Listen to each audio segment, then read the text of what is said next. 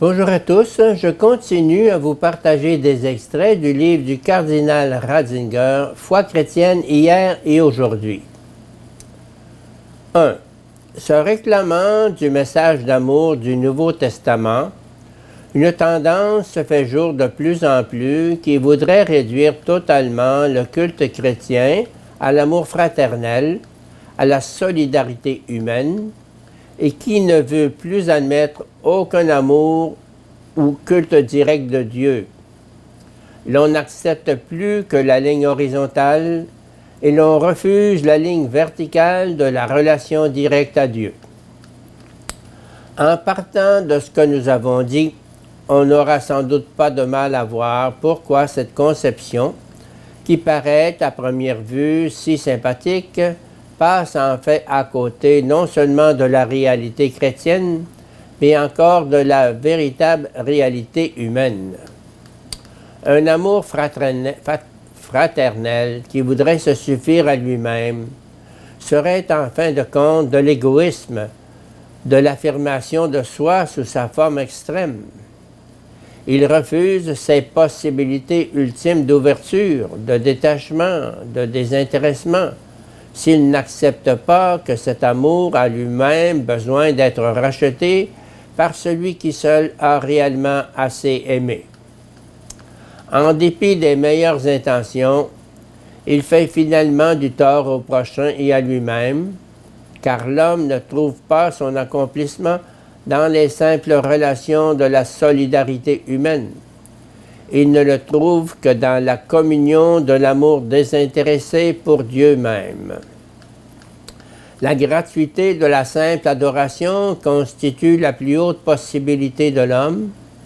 C'est là seulement qu'il atteint sa véritable et définitive libération. 2. Une question toujours à nouveau soulevée, en particulier par les dévotions traditionnelles à la croix, est celle du rapport qui existe en fait entre le sacrifice, donc l'adoration, et la souffrance. D'après les réflexions qui viennent d'être faites, le sacrifice chrétien n'est pas autre chose que l'exode du pour, consistant à sortir de soi, accompli fondamentalement dans l'homme qui est tout entier exode, dépassement de soi dans l'amour.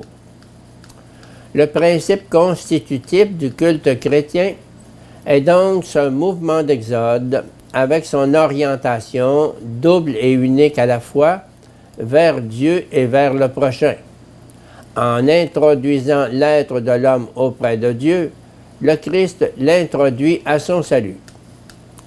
L'événement de la croix est peint de vie pour la multitude, Luc 22, 19, parce que le crucifié a remodelé le corps de l'humanité pour lui donner la forme du oui de l'adoration.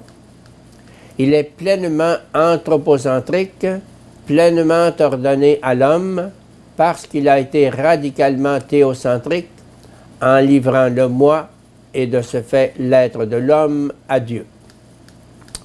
Or, dans la mesure où cet exode de l'amour est l'extase de l'homme hors de lui-même, une extase où il se trouve tendu en avant infiniment au-delà de lui-même et comme écartelé, attiré bien au-delà de ses apparentes possibilités de développement, dans cette mesure-là, l'adoration, le sacrifice, est en même temps croix, souffrance du déchirement, mort du grain de blé, qui ne peut porter du fruit qu'en passant par la mort.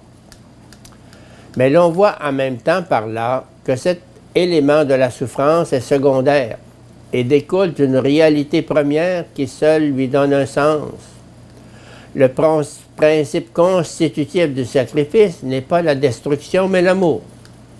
C'est seulement dans la mesure où cet amour brise, ouvre, crucifie, déchire, que la souffrance fait partie du sacrifice, comme forme de l'amour dans un monde marqué par la mort et l'égoïsme.